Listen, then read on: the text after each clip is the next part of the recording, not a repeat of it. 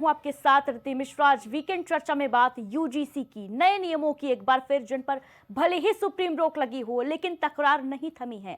University campus जंग का अखाड़ा बन चुके हैं और शुक्रवार को देश की राजधानी दिल्ली से आई तस्वीरें अभी तक आपने देख ली होंगी। दिल्ली यूनिवर्सिटी में प्रदर्शन चल रहा था। यूजीसी के समर्थन में बहुजन छात्र प्रदर्शन कर रहे थे, विरोध जता रहे थे, नए नियम लागू करने की मांग कर रहे थे। प्रदर्शन तक मामला ठीक था, विरोध जताना ठीक था, मांग रखना ठीक था, संवैधानिक अधिकार है उनका, जायज है। लेकिन इस प्रदर्शन के दौरान जो बवाल कटा, हंगामा हुआ, एक सवर्ण, एक ब्राह्मण पत्रकार रुचि तिवारी नाम की युवती, जो सोशल मीडिया इन्फ्लुएंसर भी है, उसे घेर कर कथित तौर पर मॉब लिंचिंग की कोशिश की गई, कपड़े फाड़े गए। पहले तस्वीरें देख लीजिए। ये तस्वीरें जो बीते कल यानी शुक्रवार को दिल्ली यूनिवर्सिटी से सामने आई। पीछे देखिए, होर्डिंग लगी है यूनिटी इन डाइवर्सिटी, और आगे ये क्या कुछ चल रहा है तस्वीरों के जरिए देखिए।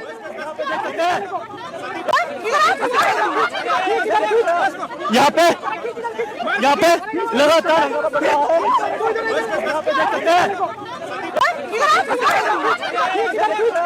यहाँ पे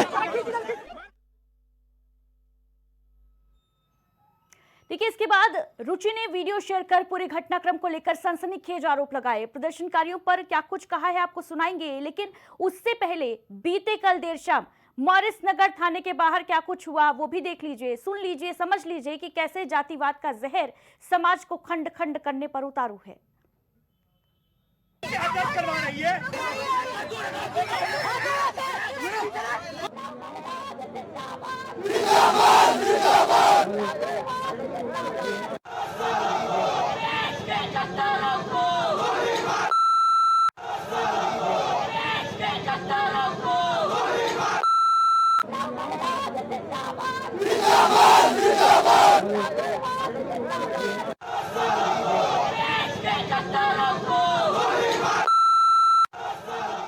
भीड़ उमड़ी थी, रुचि तिवारी के समर्थन में छात्र उमड़े थे और नारे लगाए जा रहे थे, देश के गद्दारों को गोली मारो। ये जो तस्वीरें हैं किस और इशारा कर रही हैं? क्या यूजीसी का जो नया नियम आया वो अपने साथ साथ, जैसा कि आशंका जताई जा रही थी कि ध्रुवीकरण को बढ़ावा देगा, जातिवादिता को बढ़ावा देगा, क्या वो सही साबित हो रहा है? क्योंकि अभी तो नए नियम लागू भी नहीं हुए हैं, सुप्रीम रोक भी है। उससे पहले ये जो गुट बन गए हैं सवर्ण बनाम दलित, जो सड़कों से लेकर विश्वविद्यालय कैंपसों तक नजारा देखने को मिल रहा है। और बताते चले आपको कि अब इससे जुड़ा एक नया वीडियो भी सामने आ गया है, वो वीडियो भी आपको दिखाएंगे। ब्राह्मणवाद जिंदाबाद जिंदाबाद और देश के गद्दारों को गोली मारो सालों के नारे लगाते हुए रुचि तिवारी के समर्थक।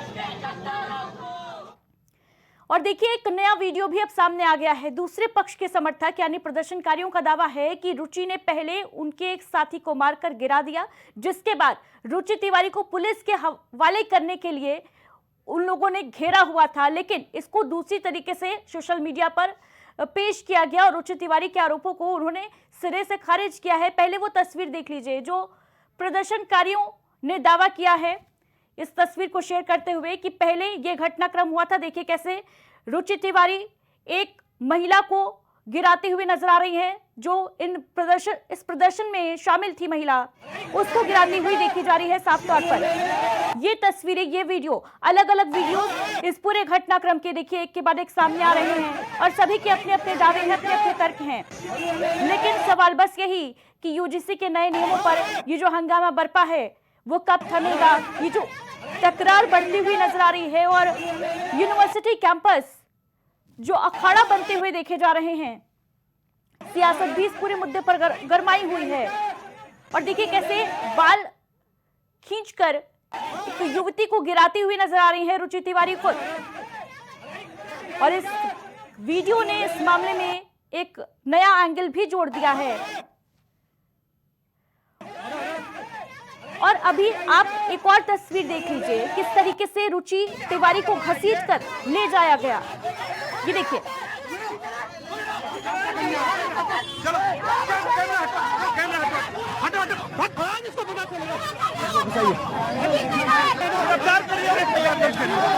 करवा रही है। चलो कैमरा हटो हटो हटो इसको पता चलेगा गिरफ्तार करिए करवा रही है।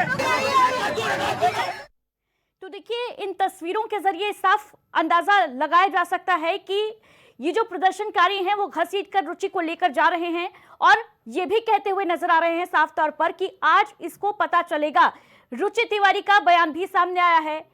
उन्होंने साफ तौर पर यह आरोप लगाया है कि उन्हें नंगा परेड कराने की तैयारी की जा रही थी, उनके कान में ये फुसफुसाया जा रहा था और बेहद शर्मनाक ये पूरा जो कृत्य है, कुकृत्य है, जो दिल्ली यूनिवर्सिटी से सामने आया है, अपने आप में बेहद निंदनीय घटना है। रुचि तिवारी ने क्या कुछ कहा है वो भी सुन लीजिए। उन्होंने गाड़ी का गेट खोल के रखा हुआ था कि ले चल इसे ले चल। क्या करना चाह रहे थे वो लोग? किडनैपिंग करना चाह रहे थे मेरा। क्या करते किडनैप करके?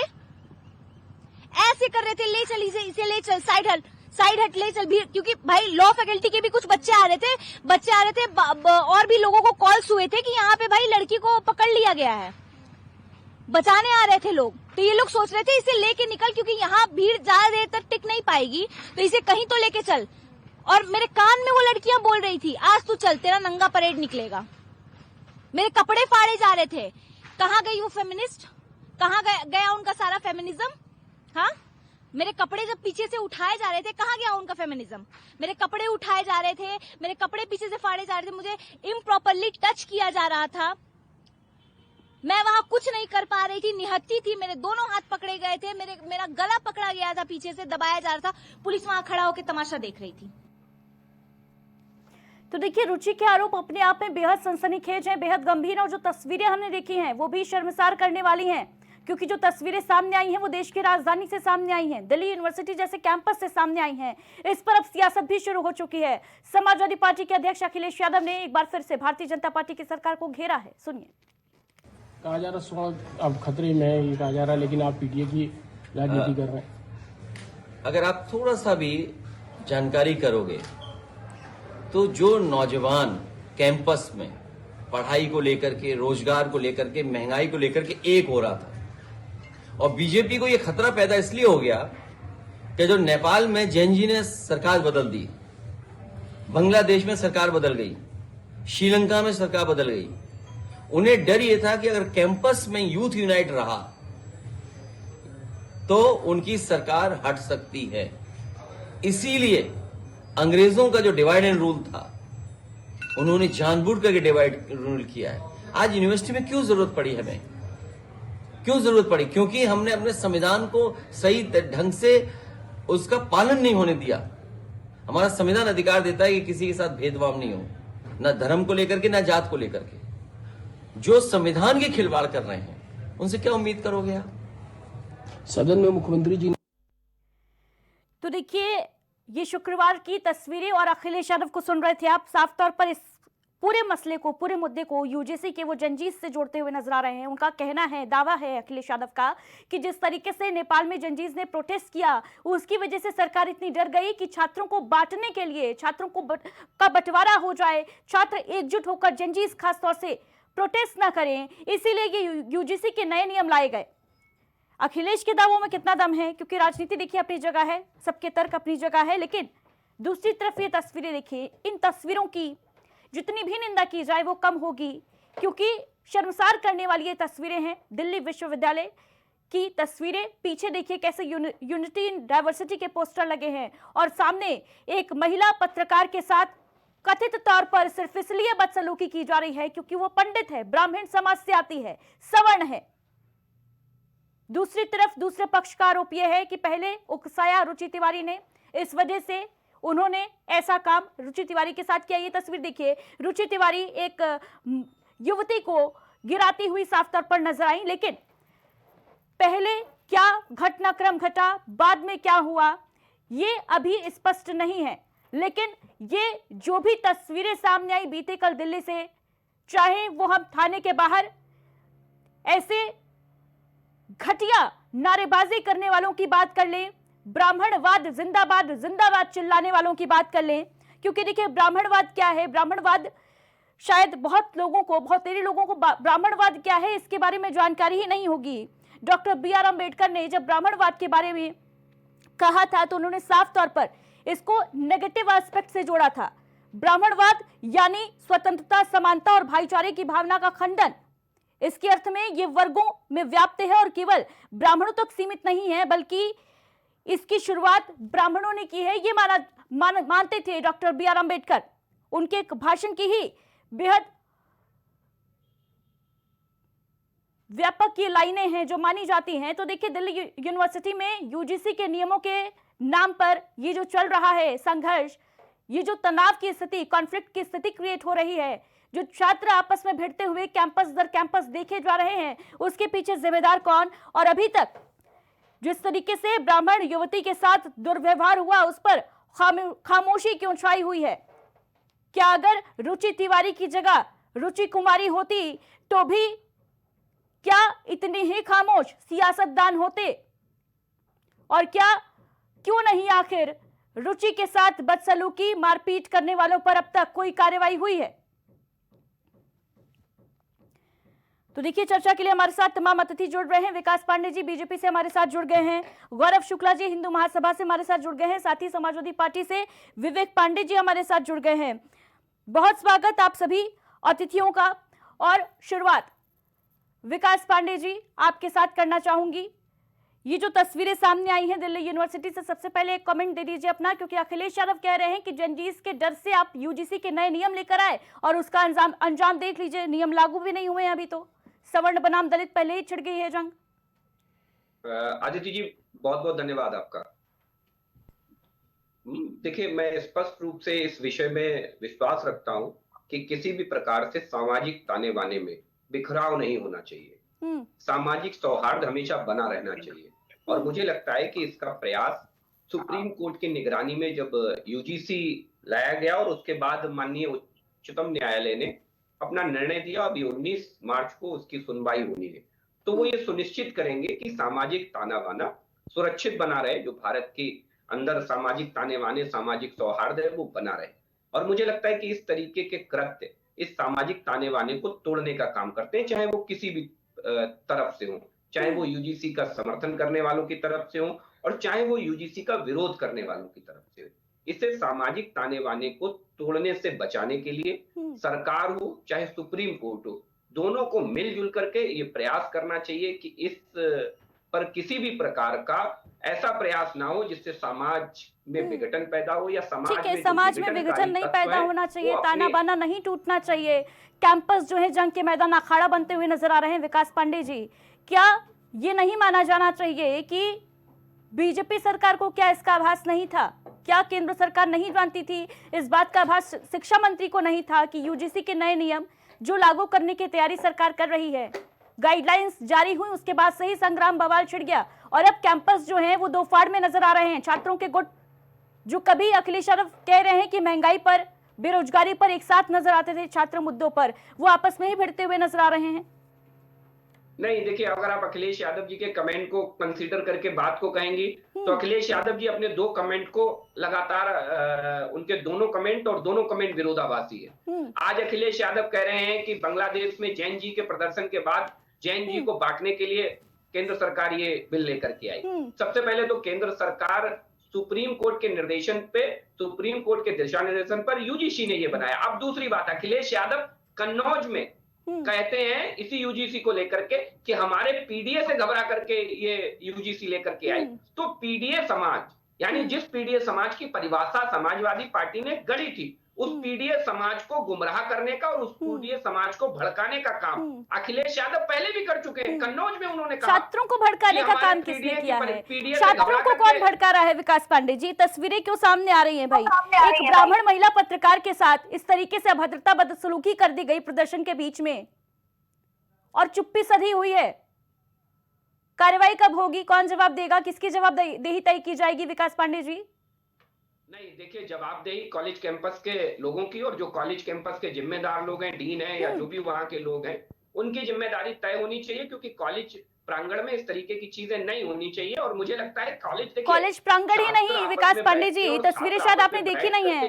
विकास पांडे जी, पुलिस थाने के बाहर नारे लगाए जा रहे हैं, देश के गद्दारों को गोली मारो।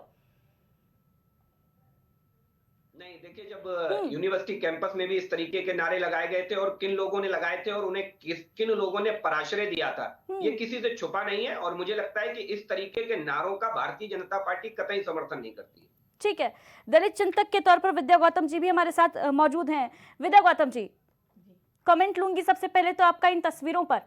बिल्कुल, मैं देख रही हूँ कि दिल्ली यूनिवर्सिटी में जो हुआ है वो सच में एक स्वस्थ देश के लिए, नागरिकों के लिए बेहद ही शर्मनाक है, क्योंकि यूजीसी का मैटर पूरी तरह से युवाओं के साथ में जुड़ा, छात्रों के साथ में जुड़ा हुआ है।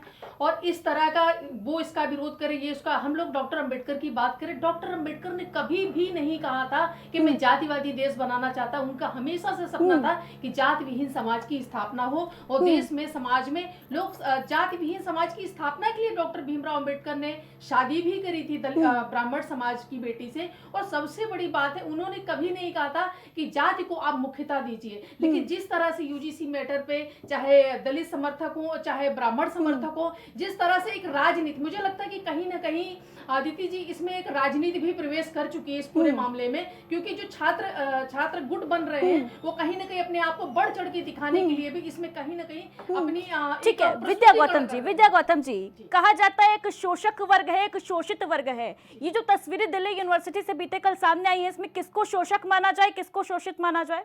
ये वर्चस्व की लड़ाई है दीदी जी, मैं बिल्कुल स्पष्ट रूप से कह दूं, ये वर्चस्व की लड़ाई है। क्योंकि जब यूजीसी मैटर ऑलरेडी 19 तारीख को फैसला आना है, अभी एक स्टेट के तरीके से लगा हुआ है, सो कोर्ट ने फैसला, इसका मतलब है कि कानून को आप लोग मानते नहीं, या जो भी छात्र यहाँ पे कर रहे हैं कानून को नहीं मानना चाह रहे। जब उसके ऊपर कोई आदेश आएगा, आदेश किसके पक्ष में आता है किसके नहीं आता, वो एक विचाराधीन मैटर है। जब विचाराधीन मैटर है तो ये राजनीति किस बात की हो रही है, छात्र गुटों की राजनीति किस बात की हो रही है? मैं तो कहती दोनों गुटों को फिलहाल सिर्फ और सिर्फ इसका रिजल्ट का, कोर्ट का इंतजार करना चाहिए कि कोर्ट किस पक्ष में लाता है, इस पे क्या सुनवाई होती है। बिल्कुल विद्या गौतम जी, और सबसे बड़ी बात तो यह है कि सुप्रीम कोर्ट ने ये नहीं कहा है कि कानून रद्द कर दिया जाए। सुप्रीम कोर्ट ने बदलाव करने के बाद इसे लागू करने की बात कही है। सुप्रीम कोर्ट में भी सुनवाई चल ही रही है और ये सड़क पर आंदोलन जो है देखने को मिल रहा है। मैंने फिर कहा अदिति जी, एक तरह से वर्चस्व की लड़ाई हो रही है छात्र नेताओं में, छात्र गुटों में, विश्वविद्यालयों में, कि छात्र ने जिन राजनीति से बड़े बड़े चेहरे, देश के प्रधानमंत्री तक लोग बने हैं, मुख्यमंत्री, तो छात्रों को भी लग रहा है कि ये मैटर है। तो ये मैं साफ शब्दों में कहूँ, क्योंकि मैंने इस पार्टी से उस पार्टी से, मैं सीधे शब्दों में कह रही हूँ कि एक तरह से छात्र राजनीति अपने आप को वर्चस्व की लड़ाई में का हिस्सा मान के बैठे। गौरव शुक्ला जी, ठीक है, कोर्ट का इंतजार करना चाहिए। गौरव शुक्ला जी, वर्चस्व की जंग है क्या, वर्चस्व की लड़ाई है, इसीलिए कैंपस जो है वो ऐसे रणभूमि में तब्दील होते नजर आ रहे हैं, अखाड़े बनते नजर आ रहे हैं। एक ब्राह्मण युवती के साथ किस तरीके से बदसलूकी, दुर्व्यवहार किया जा रहा है, कपड़े फाड़ने की कोशिश की जा रही है, छेड़छाड़ की जा रही है, 100-200 लोग मिलकर उसको घेर ले रहे हैं और राजनीतिक दल चुप्पी साधे हुए बैठे हैं। अब क्यों? क्योंकि वो ब्राह्मण थी। बिल्कुल आपने सही कहा। देखिए 500 की भीड़ एक ब्राह्मण महिला को घेरे हुए है, जो पत्रकार हैं उन्हें किस तरह गिरा रही है, कैसे उन्हें प्रोवोक कर रही है, उन पर हमला कर रही है और लगातार 1 से 1.5 घंटे तक उन्हें होल्ड किए हुए हैं। अगर आप पूरी वीडियो देखेंगे उसमें दिखाया गया है कि कैसे महिलाएं उनका हाथ पकड़े हुए हैं, पीछे से एक बंदा इशारा कर रहा है कि इन्हें घुमाया जाए, इन्हें लेके चलो, यहाँ से लेके चलो, और लड़कियां उनके कान में बोल रही हैं कि अभी आपकी नंगी परेड निकाली जाएगी। इस तरह की बातें क्या यूजीसी के अंदर लिखी हुई हैं या इसको कौन लोग कर रहे हैं, इसकी जांच होनी चाहिए। आप देखिए, अगर ये आप केवल इसको जाति बनाम बना रहे हैं, होने के बाद भी अभी तक कोई कार्रवाई नहीं हुई है, क्योंकि कोई सवालात नहीं उठाए जा रहे हैं। देखिए जो राजनीतिक पार्टियां हैं वो अपनी राजनीति सेक रही हैं। जो लोग इसको लेके आए, इससे केवल शैक्षणिक संस्थान का संतुलन बिगड़ रहा है, इससे और कुछ नहीं होने वाला है।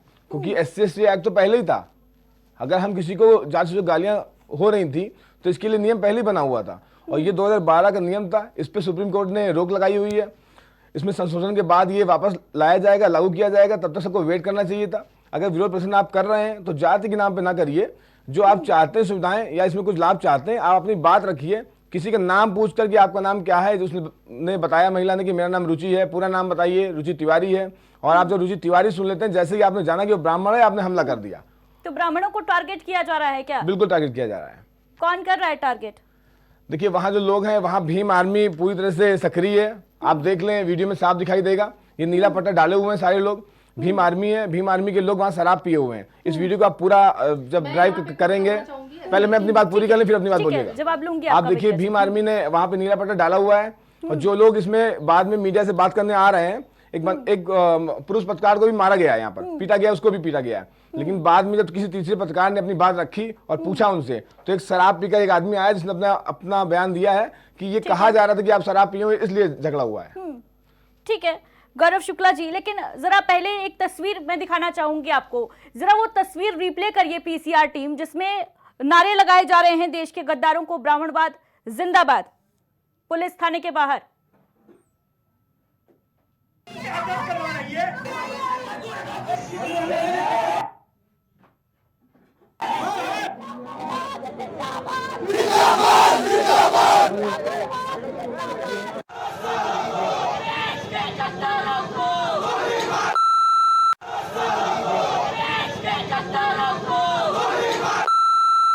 आपका मैं लेना चाहूंगी, ये कौन गद्दार हैं देश के जिनको गोली मारने के लिए नारेबाजी की जा रही है पुलिस थाने के बाहर? देखिए, जो भी गद्दार है उनके लिए कहा जा रहा है, इसे कोई अपने ऊपर ना ले, कोई अपने ऊपर ले रहा है इसका मतलब अपने आप को गद्दार मान रहा है। ये जो भीड़ है ये पहुंची थी रुचि तिवारी के समर्थन में, और वहां पर ब्राह्मणवाद जिंदाबाद और देश के गद्दारों को गोली मारने के नारे। जब आप किसी महिला को, किसी ब्राह्मण को, मैं बता रहा हूँ, देखिए, जब आप किसी महिला को, किसी ब्राह्मण को जात के नाम पर हमला करेंगे, उसकी असमत से खेलेंगे, तो इसी तरह के नारे बाहर आएंगे।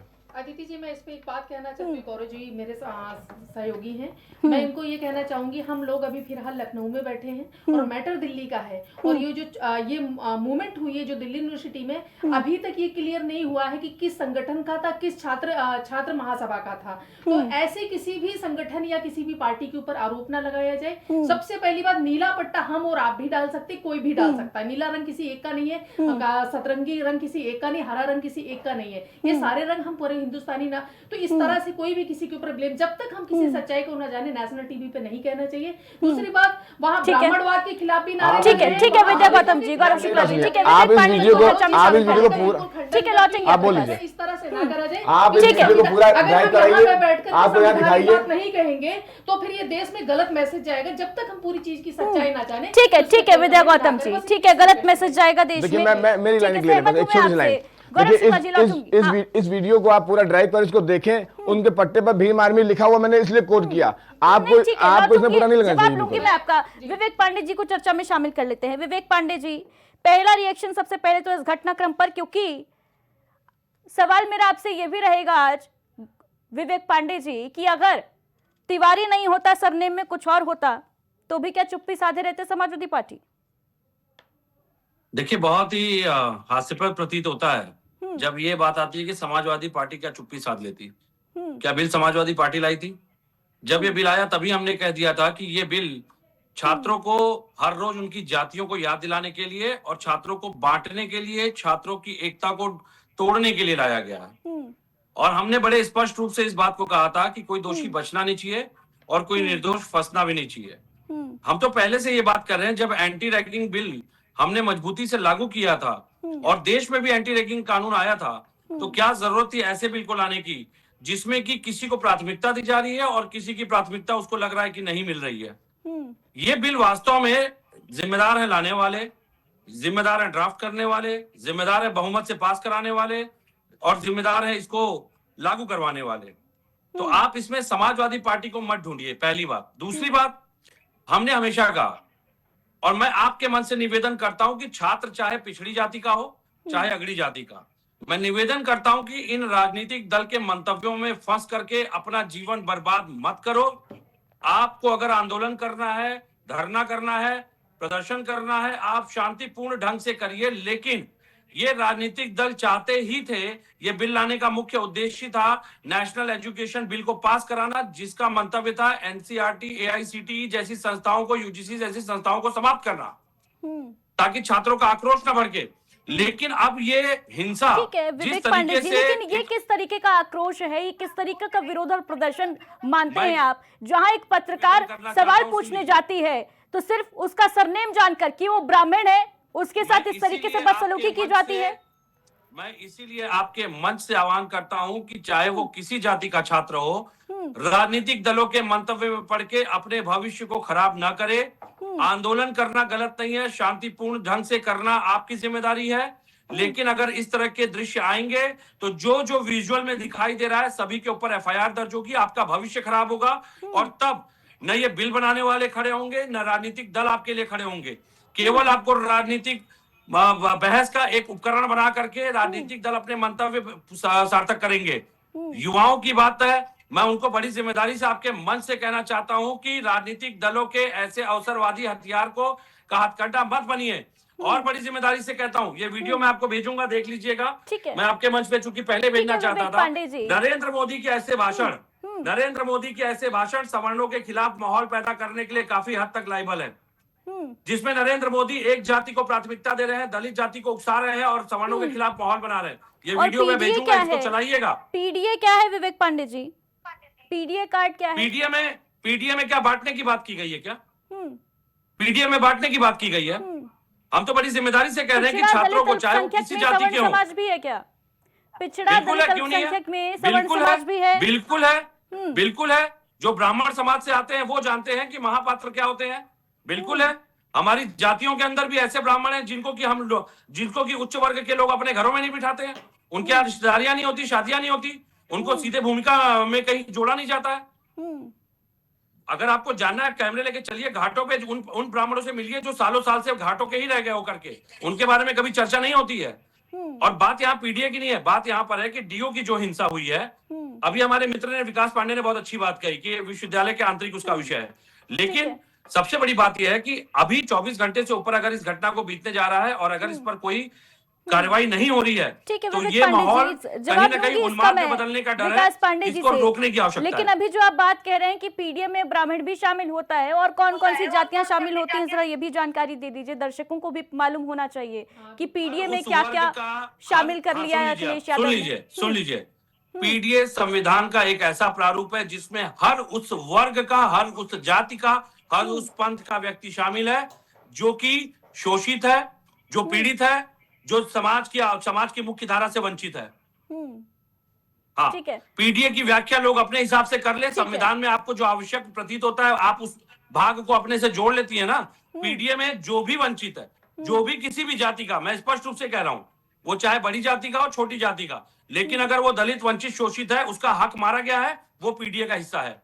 दलित, वंचित, शोषित जो है पीडीए का हिस्सा है। विद्या गौतम जी कुछ कहना चाह रही हैं? हाँ, बोलिए। रखना चाहूंगी भैया, जो पांडे जी अभी कह रहे थे 2 मिनट पहले, सपा से के प्रवक्ता, उस पे नहीं जाऊंगी, पीडीए पे बिल्कुल भी नहीं जाऊंगी, लेकिन विवेक पांडे जी के होने के नाते, ब्राह्मण होने के नाते, बड़ा सवाल मेरे दिमाग में आ रहा कि आज देश की आजादी के 75 साल बाद भी ब्राह्मण कह रहा अब मैं भी कहीं ना कहीं पीड़ित होती। ये बहुत बड़ी सोचने की बात है कि घाट पे जो, मैं ये पहली बार की, इस पे तो बल्कि एक बार चर्चा होनी चाहिए कि घाट पे जो वो बेचारा घाट का ही हो जाता। और ये बात सच में है कि हमने भी अपने गांव देहात में ये बात सुनी है कि ये लोग मांग के खाते हैं और ये लोग पूजा पाठ करके खाते। तो सोचिए देश की जाति व्यवस्था का जहर कितना जड़ों तक जा रहा है कि ब्राह्मण भी अपने आप को कह रहा है कि इस गोत्र में नहीं शादी करूंगा, ये छोटा है, ये बड़ा है। तो इस पे एक विशेष चर्चा होनी बहुत जरूरी है कि जातिवाद के चक्कर में जो ब्राह्मण सर्वोच्च है, उसकी यहाँ भी इतनी कड़ियां बनी हुई है, इतने वो बने हुए हैं कि एक नीचे है तो एक ऊपर है। तो ये बहुत बड़ी बात है और इससे देश का कभी विकास नहीं हो सकता। और डॉक्टर अंबेडकर को मानने वाले हैं, संविधान और देश कानून को मानने वाले,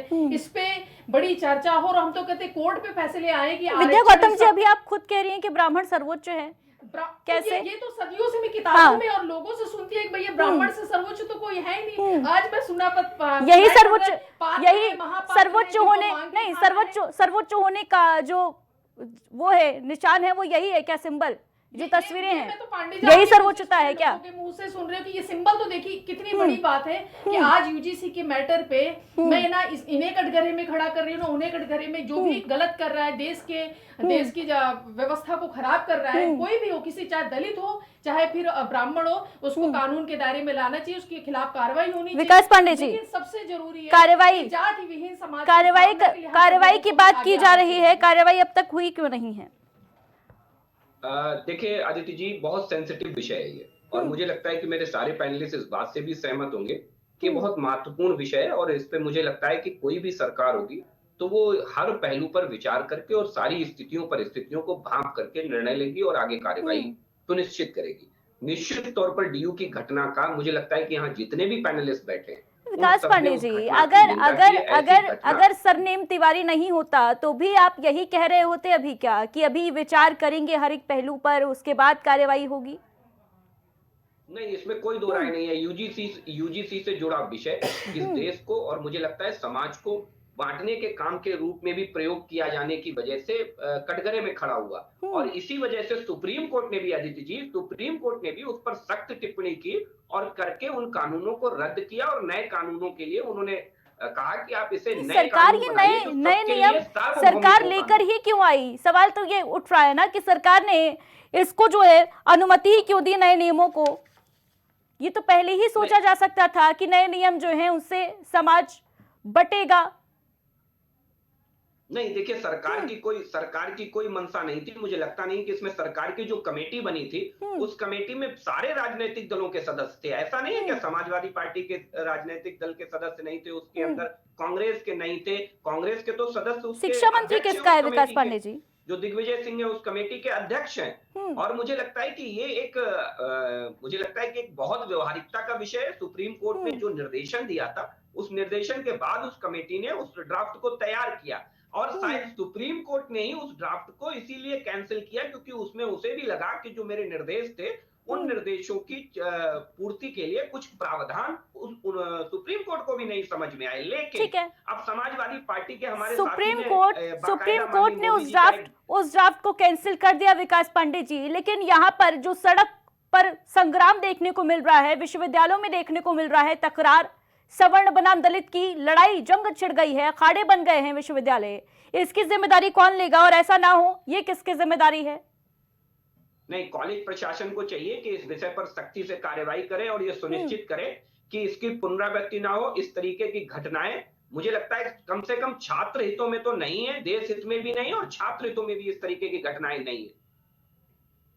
गौरव शुक्ला जी, देखिए, जैसे आपने बताया कि इसका ड्राफ्ट बना, ड्राफ्ट में झूठी शिकायत ब्राह्मण की तरफ से शिकायत करने की भी प्रावधान था। लेकिन जब ड्राफ्ट को आपने फाइनल किया, इसकी समीक्षा अगर पहले ही कर लेते, इस प्रावधान को लेके आते, तो शायद इसका इतना विरोध ना होता जो आज हो रहा है। और जब सारे दलों के नेता थे, सारे दल उसमें जुटे हुए थे, तो पहले ही समीक्षा कर लेते, इसको लाते ही नहीं, बवाल होता ही नहीं। लेकिन किसी ने कुछ नहीं किया, सबको अपनी राजनीति सेकनी थी, इसलिए ये बिल ऐसे ही ला दिया गया। और इसमें से वो क्लॉज वो जो था सजा का, वो प्रावधान आपने हटा दिया कि हम झूठी शिकायत पर कोई शिकायत नहीं कर पाए। उस पर बात कर लेंगे नए नियम पर गौरव शुक्ला जी। लेकिन एक और तस्वीर जो है वो सामने आई है, उसमें ये देखा जा रहा है कि ये जो लड़की है रुचि तिवारी, ये एक दूसरी युवती को गिराती हुई नजर आ रही है जो प्रदर्शनकारियों में शामिल थी। और दावा ये किया जा रहा है कि पहले ये जो है पूरी सोची समझी साजिश के तहत किया गया ताकि प्रदर्शन में उत्पात मचे। देखिए, आपके चैनल पे वीडियो चल रही है, बहुत साफ, बहुत क्लियर है। इस वीडियो को अगर और स्लो चलाएं तो शायद और बाकी लोग और देख पाएंगे कि जो लड़की गिरी है नीचे, तो रुचि तिवारी के साथ में जो पीछे लोग हैं और जो अपोजिट साइड से लोग हैं, उनमें आपस में पहले से धक्का मुक्की हो रही है। ये रुचि तिवारी के धक्का देने से नहीं गिरी है लड़की, ये उस धक्का मुक्की जो हो रही है जनरल, ये उससे गिरी हुई लड़की है। ठीक है, तो क्या माना जाए इन तस्वीरों को देखकर? क्या माना जाए? क्या ब्राह्मण समाज के खिलाफ ये घृणा है जो सामने आ रही है? देखिए, अगर आप नाम पूछकर, जाति पूछकर ये कर रहे हैं तो ये साफ है कि आप ब्राह्मण समाज से चिढ़कर ये कांड कर रहे हैं। और ये आप यूसी को फॉलो करना या कराना नहीं चाह रहे हैं। आप ये आंदोलन ब्राह्मण बनाम हो चुका है अब। ब्राह्मण बनाम वंचित शोषित हो गया है। बिल्कुल। विद्या गौतम जी, मैं आदित्य जी भी, गौरव जी को मैंने सुना, गौरव जी कह रहे हैं कि ये ब्राह्मण बनाम हो गया, ये बिल्कुल भी नहीं है। हर संगठन और मैं इस जो ये चल रहा है, ये इस तरह का आंदोलन पूरे देश में, लखनऊ में तो लगातार चल रहा है, पूरे देश में कहीं इलाहाबाद में हो रहा, कहीं दिल्ली में हो रहा, कहीं लखनऊ में, हजारों लाखों जगह लोग अपने अपने कोई समर्थन में, कोई विरोध में कर रहा है इस कानून के। लेकिन इसको ये नहीं, जाति की नजर से हम लोग ना देखें। सबसे बड़े इससे, मैं 1 मिनट गौरव जी, 1 मिनट, इससे बड़ी बात अभी 2 दिन 3 दिन पहले की घटना है। अगर बात स्वर्ण की और ब्राह्मण की और ठाकुर की कर ली जाए तो आप कानपुर की घटना देख लीजिए, आस्था सिंह वाली, जहां पे उन्होंने चिल्ला के कहा कि मैं ठाकुर हूं, इस तरह के। और फिर वो जिससे कह रही हैं वो मैडम शायद ब्राह्मण समाज से हैं, तो कहने का मतलब कहां जा रहे हैं हम? वहां आपस में भी तो लड़ाई है। आप लड़ किसके खिलाफ रहे हैं? यूजीसी के खिलाफ आप कह रहे हैं कि वहां पे हमारे साथ, यहाँ तो आप लोग आपस में भी तो लड़ाई देख रहे हैं। आप देख रहे हैं कि वायरल जो आस्था सिंह का मैटर आया, बैंक क्या लगता है विद्या गौतम जी, लड़ाने भिड़ाने का काम कर कौन रहा है? क्योंकि अभी भीम आर्मी का जिक्र आ रहा था विद्या गौतम जी, तो आपने कहा कि देखिए ऐसे हम किसी के ऊपर आरोप नहीं लगा सकते जब तक जांच ना हो जाए। लेकिन जब से नए नियमों पर रोक लगी है, चंद्रशेखर रावण किस तरीके से उनके एक के बाद एक पोस्ट और बयान सामने आए हैं, भड़काऊ भाषण सामने आए हैं, वो किसी से छिपा नहीं है। विद्या गौतम जी, क्या ऐसे नेताओं के ऊपर भी कार्रवाई नहीं होनी चाहिए जो भड़काने का काम, उकसाने का काम कर रहे हैं? अदिति जी देखिए, मैंने फिर कहा कि ये जो बिल है इसके समर्थन में और इसके विरोध में पूरे देश में मूवमेंट चल रही है, पूरे देश के अंदर। लेकिन आप कहें कि किसी ने भड़काया है या कोई भड़काने का काम कर रहा है, जब आप किसी के पक्ष में बोलेंगे तो सामने वाले जो विरोधी होगा उसे भड़काऊ ही लगेगा वो बात। अगर वो हमारे विरोध में बोलेगा तो हमें लगेगा कि वो हमें भड़का रहा। तो हम इस बात को तो नहीं कटघरे में खड़ा कर सकते कि भीम आर्मी ने ये गलत किया या ब्राह्मण समाज ये गलत कर रहा। बात यह है कि अभी शांतिप्रिय तरीके से हमें स्टे आया है, रद्द भी नहीं हुआ। सवाल तो यही है ना विद्या गौतम जी कि जब सुप्रीम कोर्ट में सुनवाई चल ही रही है तो ये सड़क पर उतरकर प्रदर्शन करने का क्या औचित्य है कि इस पे हम लोग आपस में सड़कों पे लड़े। देश हमारा है, हम यहाँ के संसाधनों का यूज करते, इस देश को बचाना, इस देश को संवारना सजाना हमारा काम है। तो ना ही मैं दलित समाज से कहूंगी, ना ही ब्राह्मण समाज से, जब तक कि इसका फैसला नहीं आ जाता, जो भी इसमें त्रुटियां होंगी थोड़ी बहुत अगर ठीक होकर कोर्ट में आ जाएंगी और दोनों पक्षों को अगर रहेगा तो शांतिप्रिय तरीके से इसको सुलझना चाहिए। लेकिन किसी एक संगठन और किसी एक व्यक्ति को भी इसमें बदनाम करने की कोशिश नहीं, क्योंकि आप जब किसी के पक्ष में खड़े होंगे तो सामने वाले को लगेगा कि ये मुझे भड़का रहा है। तो ये कहीं ना कहीं है। ये जो समाजवादी पार्टी के अध्यक्ष अखिलेश यादव ने दावा किया है अब कि जनजीत से डरकर यूजीसी के नए नियम लाए गए हैं, इससे कितना सहमत हैं आप? विद्या गौतम जी। बिल्कुल, ये अखिलेश जी का बड़े वो अपने चीफ मिनिस्टर रहे हैं, 4 बार मुख्यमंत्री रहे हैं और बड़े अच्छे विचारवान व्यक्ति हैं और मैं उन्हें मानती जानती भी हूँ। तो मैं ये कहना चाहूंगी कि जैन जी को इसके साथ तो ना अभी हम लोग जोड़े तो ज्यादा अच्छा रहेगा, क्योंकि ये एक तरह से जैन जी से ऊपर का मैटर है। जैन जी की जो कैटेगरी वो अलग तरह की कैटेगरी है, ये बहुत ऊपर का मैटर है, विश्वविद्यालय और छात्रों से जुड़ा हुआ मैटर है। तो इसमें हम लोगों को थोड़ा इंतजार करके और इसका जो सही रास्ता है वो निकालने की कोशिश करनी चाहिए। और मैं यहाँ पे भाजपा से विकास पांडे जी बैठे हुए हैं, मैं आपसे भी वही आग्रह करूंगी, आपकी डबल इंजन की सरकार है, आप लोग देश में शांति व्यवस्था बनाए रखें और कोशिश करा जाए कि जहाँ पे जो हो रही शांतिपूर्वक तरीके से जिलाधिकारी या जो भी है उन मांगों को सुना जाए और आगे तक लेके, क्योंकि ये भी एक जो ये समय हमें मिला है दोनों पक्षों की बात सुनने का, कोर्ट के पास जो चीजें जाएंगी उसमें भी कुछ चीजें निकल के रिजल्ट आएंगे कि कौन कितना समर्थन में कर रहा है, कौन किसमें इसमें कमियां बता रहा। तो एक बहुत बड़ा अपने आप में एक सर्वे भी है। अगर कोई धरना होता है इसका मतलब ये नहीं कि आंदोलन पूरा देश को कुछ और करने के लिए, अपनी बात रखने के लिए लोकतंत्र में आंदोलन एक व्यवस्था है। तो इसका लिए तो विकास पांडे जी और भाजपा सरकार बैठी है, माननीय योगी जी और माननीय मोदी जी इस पे विचार करें कि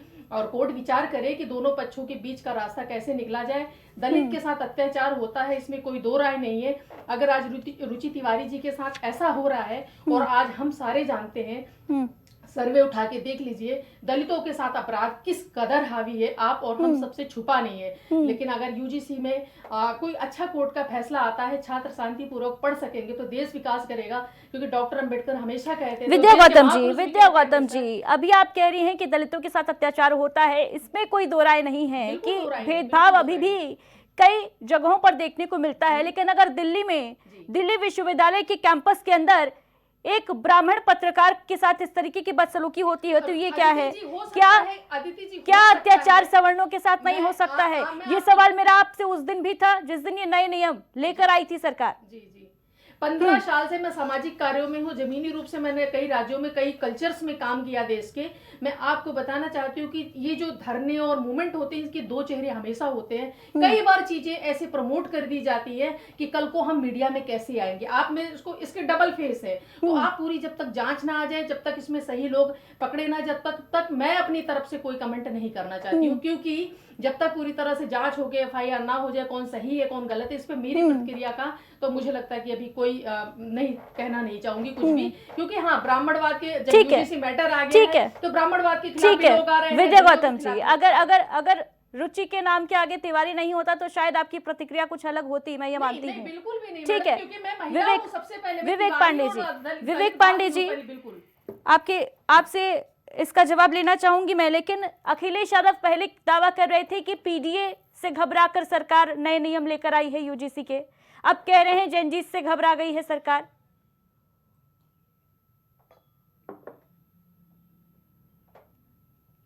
विवेक पांडे जी अनम्यूट कर लीजिए। आवाज आ रही है? जी आ रही है, बोलिए। देखिए, चेंजेस की बात बिल्कुल इसलिए आ रही है क्योंकि जिस तरह से राजनीतिक परिप्रेक्ष्य में या सामाजिक परिप्रेक्ष्य में एक नई जनरेशन और नई जनरेशन की सोच की बात सामने आ रही है, जो कि हर क्षेत्र को प्रभावित कर रही है, तो उसमें कहीं ना कहीं इसको चेंजेस का एक संज्ञात्मक प्रारूप दिया गया है। लेकिन जहां तक बात अखिलेश जी की है, अखिलेश जी ने स्पष्ट किया, मैं आपके मंच पे भी स्पष्ट कर देता हूं, मेरा अपना मानना है कि इस बिल को शून्य घोषित करते हुए जो हमने पूर्व में एंटी रैगिंग बिल बनाया था, उस बिल को ही और मजबूती से, चाहे तो उसमें कुछ संशोधन लाके, सकारात्मक संशोधन ला करके उसको लागू करिए। क्योंकि अगर ये बिल आने के बाद स्थिति ये है कि या तो आप इस तरफ रहेंगी तो बुरा, उस तरफ रहेंगी तो बुरा, तो ये कहीं ना कहीं केवल जातिगत वर्गीकरण का माध्यम बनेगी। इस बिल के आने के बाद जिस तरह के तनाव छात्रों में दिख रहे हैं, छात्र भटक रहे हैं, और मैं फिर कह रहा हूं, इन छात्रों के ऊपर कल को क्रिमिनल प्रोसीडिंग जब होगी तब इनको इनकी गलती का एहसास होगा। क्योंकि चाहे वो पत्रकार हो, चाहे वो छात्र हो, चाहे वो युवा हो, चाहे वो कोई भी ऐसा व्यक्ति जो कि कैंपस में किसी आंदोलन, चाहे सवर्ण आंदोलन की तरफ हो, चाहे वो पिछड़े आंदोलन की तरफ हो, चाहे वो इसके पक्ष में हो, चाहे विपक्ष में हो, लेकिन अगर वो आपराधिक कृत्य करेगा तो उसके ऊपर कानूनी प्रक्रिया का अनुपालन किया जाएगा, उसके ऊपर एफआईआर दर्ज होगी, उसका भविष्य अंधकार में जाएगा, उसको कोर्ट प्रोसीडिंग झेलनी पड़ेगी, उसको जेल जाना पड़ सकता है। इसलिए मैं कह रहा हूं कि ऐसी किसी भी अनैतिक गतिविधि से छात्र दूर रहें। आप आंदोलन करना है, शांतिपूर्ण ढंग से करें, लेकिन अगर आप इस तरह के कृत्य करेंगे तो कानून अपना काम करेगा। और मैं फिर कह रहा हूं, आप भटकेंगे तो उससे आपका भविष्य भटकेगा, राजनीतिक दलों का उद्देश्य नहीं भटकेगा, क्योंकि जो बनाने वाले थे, जो ड्राफ्ट करने वाले थे। विवेक पांडे जी, आप ये कह रहे हैं कि हम यूजीसी के नए नियम के समर्थक नहीं हैं, लेकिन आप ही के पार्टी के इस कानून को लाने की आवश्यकता ही क्या थी? राम गोपाल यादव इसका समर्थन करते हुए नजर आए थे। लालजी वर्मा ने जब रोक लगाई, सुप्रीम कोर्ट ने जब परिवर्तन की बात कही, रोक लगाई लागू होने पर, माफ कीजिएगा, आप पहले करेक्ट करिए, सुप्रीम कोर्ट ने किसी परिवर्तन की बात नहीं की है। सुप्रीम कोर्ट ने एक नए ड्राफ्ट को मांगा है। सुप्रीम कोर्ट ने इस बिल में परिवर्तन की बात नहीं की, सुप्रीम कोर्ट ने ये कहा एक नया ड्राफ्ट तैयार करिए फिर से। पांडे जी, ठीक है, लेकिन लालजी वर्मा का जो स्टेटमेंट था वो अलग क्यों था? पार्टी की विचारधारा से सहमत नहीं थे क्या लालजी वर्मा या रामगोपाल यादव? लालजी वर्मा अगर एक विशेष जाति के लिए कह रहे हैं तो वो उनका व्यक्तिगत हो सकता है। ऐसे तो मोदी जी कह रहे हैं, मोदी जी कह रहे हैं कि सवर्णों के खिलाफ मोर्चा खोलो। वीडियो भेज दूं? मैं तो कह रहा हूं वीडियो आपको चलाना चाहिए था आज, क्यों नहीं चलाया आपने भाई? देश के प्रधानमंत्री हैं, वो एक विशेष वर्ग को उकसा रहे हैं, तो क्या जिम्मेदार मान लें हम उनको? मैं तो ये कह रहा हूं ना, ये बांटने वाला नियम लाने की आवश्यकता क्या थी भाई? एंटी रैगिंग कानून जब पहले से किसी विषय को लेकर कानून बना है तो उस कानून के ऊपर कानून लाने का क्या औचित्य था, ये मुझे समझ में नहीं आया। मैं एक अधिवक्ता भी हूं, देखिए मैं बड़ी जिम्मेदारी से आपको एक बात स्पष्ट कर दूं, किसी कानून में अगर कोई कमी है, सुनिए, किसी कानून में अगर कोई कमी है उसमें संशोधन किया जा सकता है, अमेंडमेंट लाए जा सकते हैं, लेकिन कोई ऐसा कानून ऐसा नहीं है कि ये प्रारूप आया होगा तो ये प्रारूप सीधे पास हो गया। ये पहले लॉ कमीशन में गया होगा, इसका रिव्यू। विकास पांडे जी तो कह रहे थे कि केवल हमारी कमेटी में, ठीक है विद्या गौतम जी, हाँ पांडे जी, कानून ऐसे नहीं लाया गया है। रोहित बेमुला और तमाम ऐसी घटनाएं, यही तो मैं भी कह रहा हूँ कि 2016 के बाद, यही बात मैं कह रहा हूँ कि जब कानून बना था उसमें संशोधन किया जा सकता था, अमेंडमेंट लाए जा सकते थे। आप पढ़िए तो समझिए तो उस बिल को कि क्या कहना चाह रहा है वो बिल। कुछ चीजें हो सकती है, कोई विरोध नहीं कर रहा है। विद्या गौतम जी, एक मिनट विद्या गौतम जी, या तो आप समझ नहीं भाई, मैंने कहा जब एंटी रैगिंग कानून बना था उसमें संशोधन किया जा सकता था, अमेंडमेंट किया जा सकता था, उसमें इन क्षमताओं को बढ़ाया जा सकता था, लेकिन ये नया बिल ला करके जो एक नया द्वंद खड़ा कर दिया गया है। भाई मैं आपसे इतना फिर कहना चाह रही हूँ, जो एंटी रैगिंग वाला मामला वो अलग तरह का मामला है, ये जाति विहीन वाला मामला है, जाति भेदभाव का मामला, ये बिल्कुल अलग है दोनों। ठीक है, बिल्कुल, ये एंटी रैगिंग, ये सुप्रीम कोर्ट के निर्देश के अनुसार ही कमेटी का गठन हुआ था, और ये जो कानून, जो नए नियम हैं वो लाने की बात कही। कमेटी ने एक बात, कमेटी के लोगों ने स्पष्ट किया कि जो प्रारूप तैयार किया गया था वो प्रारूप इस बिल में नहीं है, इस बिल को बदला गया है। उस कमेटी के कई लोगों ने ये बयान मंच पे दिए, बाकायदा मीडिया के सामने दिए हैं। बिल्कुल ऐसे बयान सामने आए हैं। कोर्ट कोई फैसला ऐसे नहीं लाती, बड़े सर्वे और बड़े नियमावली देखी जाती तब। ठीक है विद्या गौतम जी, अपोज नहीं किया था, विकास पांडे जी, कोर्ट में भी स्टेट ने अपोज नहीं किया था। सुप्रीम कोर्ट में जब बहस हुई तो एक तरफा बहस सुन के सुप्रीम कोर्ट ने इसको स्टे कर दिया था। विकास पांडे जी जवाब दे दीजिए इस बात का। कहा जा रहा है कि सरकार ने जानबूझकर जो है वैसा ड्राफ्ट नहीं तैयार किया जैसा करना चाहिए था। कमेटी भले ही बनाई गई, लेकिन उसके बाद भी सुप्रीम कोर्ट में भी सरकार ने पक्ष मजबूती के साथ नहीं रखा, और इसी दावे के साथ जो तमाम दलित वर्ग के लोग हैं, पिछड़े वर्ग के लोग हैं, वो सड़क पर आंदोलन करते हुए, प्रदर्शन करते हुए नजर आए? नहीं, देखिए, सबसे बड़ी चीज तो ये है कि सुप्रीम कोर्ट के दिशा निर्देश के बाद ही एक नया कानून बनाया गया। ये बहुत महत्वपूर्ण चीज है, इसे आप किनारे नहीं रख सकते। ये एक बहुत महत्वपूर्ण चीज है। दूसरी बहुत बड़ी बात, अभी आपने राज्यसभा सांसद समाजवादी पार्टी के राष्ट्रीय महासचिव रामगोपाल यादव जी का जिक्र किया। रामगोपाल यादव जी ने यूजीसी के कानूनों का केवल समर्थन नहीं किया, आपको उनका बयान ठीक से मैं याद दिला देता हूं। उन्होंने क्या कहा था कि जो यूजीसी के नए नियमों का विरोध कर रहे हैं वे ओबीसी, एससी, अल्पसंख्यक वर्ग के विरोधी हैं, और जबकि जारी किए गए नए नियम बिल्कुल सही हैं और वे इनके साथ हैं। UGC is all right.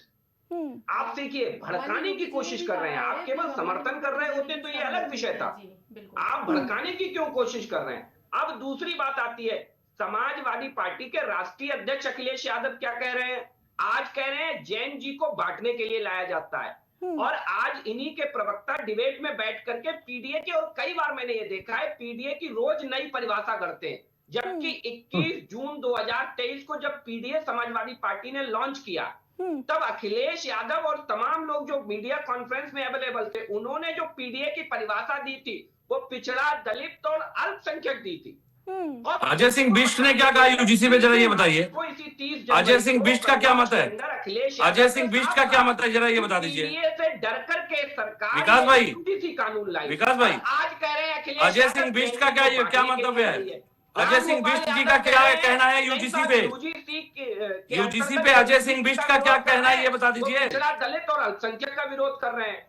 तो ये जो समाजवादी पार्टी है ना, ये विशुद्ध रूप से फूट डालो और राज करो की नीति करना चाहती है। बिल ये लाए, पास इन्होंने करवाया, ड्राफ्ट इन्होंने करवाया, हर यूनिवर्सिटी का चांसलर इनका है, राज्यपाल इनका है, और बिल हम लाए, फूट हम डाल रहे हैं। सरकार तो आपकी है ना, शिक्षा मंत्री तो आपका है, बहुमत इन्होंने लाया, पास इन्होंने कराया, सरकार तो आपकी है, फूट डालो, राज करो की राजनीति विपक्ष कैसे कर रहा है? उत्तर प्रदेश के मुख्यमंत्री अजय सिंह बिष्ट का क्या कहना है यूजीसी को लेके? वो किस पक्ष में है, जरा पूछ लीजिए इनसे। अजय सिंह बिष्ट का क्या कहना है, जरा ये भी बता दें। जवाब दे दीजिए विकास पांडे जी, जवाब दे दीजिए जल्दी से। करने का काम किया तो उन्होंने पिछड़ों के लिए ईडब्ल्यूएस, दलितों की बस्ती भी उजाड़ने का काम किया है, माफ कीजिएगा, सामाजिक भागीदारी, दलितों की बस्ती भी उजाड़ने का काम किया है। तो इन सब बातों, जरा अजय सिंह बिष्ट के का क्या वक्तव्य पूछे ना, उत्तर प्रदेश के मुख्यमंत्री का इस पे क्या रुख है यूजीसी में, पूछ लीजिए। बच रहे हैं, देखिए जवाब से। विकास पांडे जी जवाब पूछिए, जरा पूछिए। विवेक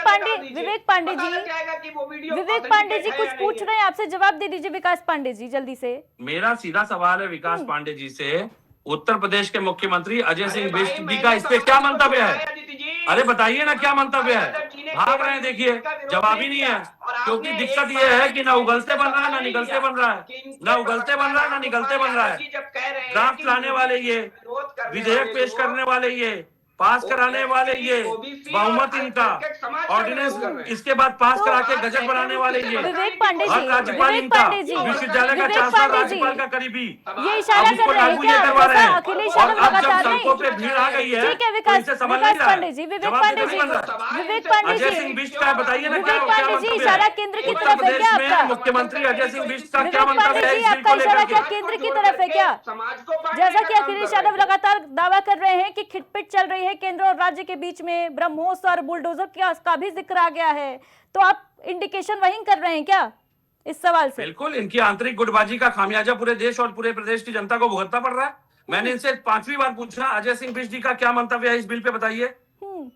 उत्तर प्रदेश के मुख्यमंत्री का इस बिल पे अजय सिंह बिष्ट जी का क्या मंतव्य है? विकास पांडे जी, आंतरिक गुटबाजी का खामियाजा भुगत रहा है क्या? अब ये राहुल गांधी मुख्यमंत्री है क्या? राहुल गांधी को उत्तर प्रदेश का मुख्यमंत्री बता रहे हैं, ये राहुल गांधी को मुख्यमंत्री बता रहे हैं उत्तर प्रदेश का, इनको मुख्यमंत्री का नाम राहुल गांधी पता है, ये प्रवक्ता है भाजपा के, इनको मुख्यमंत्री का नाम राहुल गांधी पता है, बताइए। उत्तर प्रदेश के लोग मुख्यमंत्री राहुल गांधी को मानते हैं क्या भाई?